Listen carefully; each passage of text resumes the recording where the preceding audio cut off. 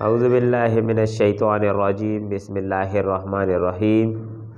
Students, आज हम काम करेंगे फ़िज़िक्स में, और फिज़िक्स में हमारा आज नया चैप्टर नंबर 9, जिसमें हम न्यूमेरिकल करेंगे। जिसमें पहला जो न्यूमेरिकल है उसकी स्टेटमेंट है। सबसे पहले उस पे मैं आप लोगों को समझाता हूँ कि क्या कह रहा है।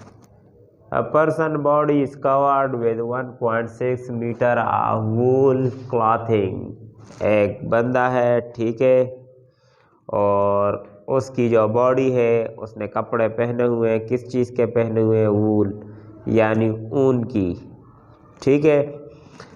तो the thickness of the wool is 2.0 multiply 10⁻³ metre.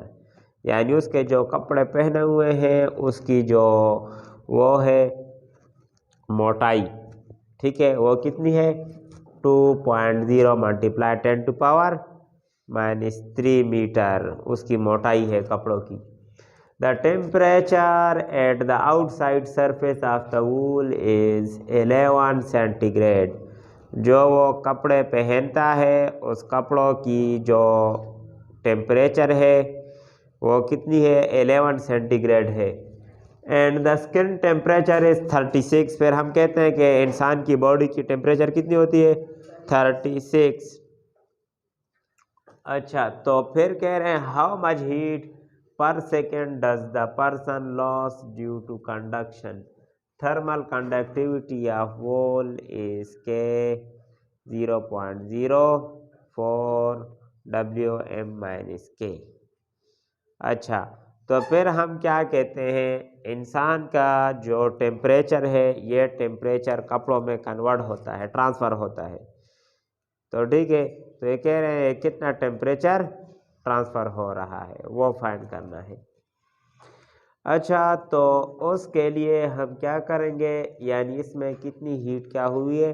Transfer हुई है, वो फाइंड करनी है। तो उसके लिए सबसे पहले मेरे पास गिवन डेटा है, एरिया है, यानी हमारे पास जो कपड़ा है जो इंसान ने पहना हुआ है वो 1.6 मीटर स्क्वायर है।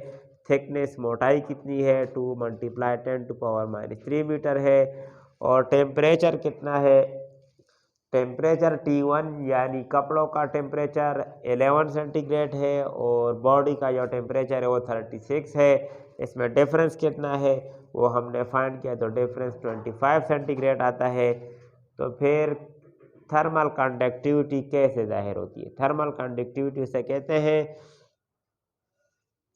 कि 1 मीटर में कितनी हीट फ्लो हो रही है, ठीक है, यानी उसकी कितनी हीट फ्लो हो रही है और कितना 1 केल्विन टेम्परेचर में कितनी हीट फ्लो हो रही है। तो हमारे पास 0.04 W/M/K है थर्मल कंडक्टिविटी। अब रिक्वायर्ड फाइंड करना है तो rate of flow of heat. अब हीट लाजिम बात है, फ्लो हो रही है इंसान के जिस्म से कपड़ों की तरफ, तो वो रेट फाइंड करना है कि कितनी हीट फ्लो हो रही, कितनी जॉल हीट फ्लो हो रही है। We know that Q is equal to KA∆T.T/L। ये रेट ऑफ फ्लो हीट का जो है वो फार्मूला है। तो हमने रेट ऑफ फ्लो का जो फार्मूला है Q/T rate of flow of heat से जाहिर होता है। बाकी फार्मूला है उसमें वैल्यूज क्या करेंगे? पुट करेंगे। थर्मल कंडक्टिविटी यानी K की वैल्यू 0.04 और एरिया 1.6 और ∆T 25 डिवाइड और L कितनी है? मोटाई 2 × 10⁻³ जॉल पर सेकेंड।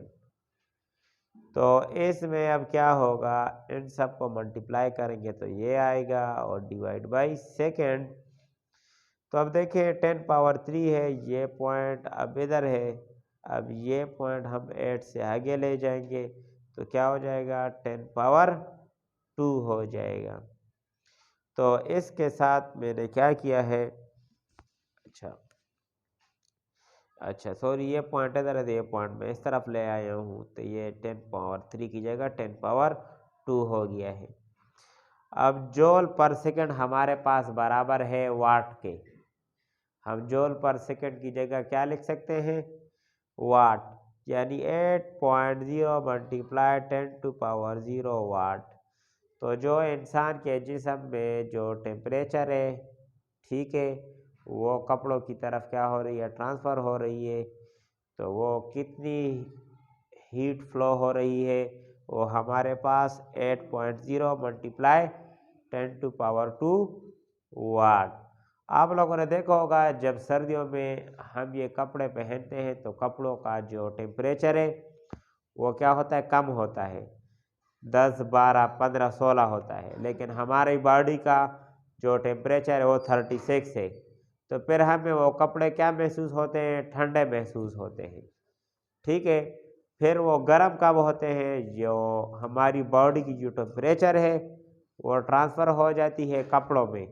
तो कपड़ों और बॉडी की जो वो है टेम्परेचर है वो एक जैसी हो जाती है। तो फिर हमें क्या हो जाता है, वो कपड़े हम गर्म महसूस करते हैं, लेकिन कपड़े फिर और आगे टेम्परेचर ट्रांसफ़र नहीं करते, ठीक है। ये बेड कंडक्टर है वूल। तो इसके साथ ये हमारा था आज पहला नंबर न्यूमेरिकल, जिसमें हमने आप लोगों को बताया कि हीट कैसे फ़्लो होती है और कितनी फ़्लो हुई है, और काफ़ी डिटेल के साथ पढ़ा है। और इसके साथ मैं आप लोगों से इजाज़त चाहूँगा। अल्लाह हाफ़िज़।